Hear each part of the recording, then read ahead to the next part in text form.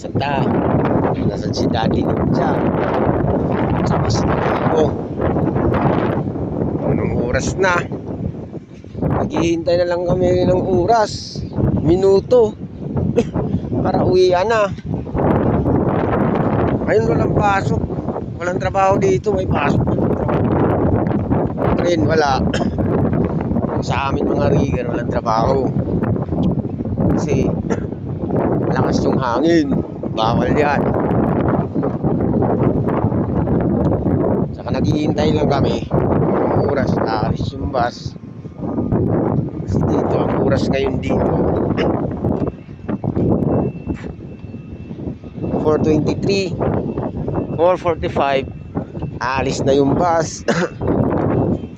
Nang muna sa shelter, tatambay. Ngayon, babalik na naman sa shelter kasi naglalakad-lakad lang. O yan o. Diba? Yan ang pinakamaganda pag nandito kayo nagtrabaho sa ibang bansa. Construction man nito, pero pulido. Diba? Ano ang problema pag walang pasok? Pag pumunta ka lang ng site, oras na yun. 8 hours yun. 10 oras pa. Kasi plus 2. Ito may pagod. Hindi. Tulad sa amin ngayon eh. Wala kaming pagod muna.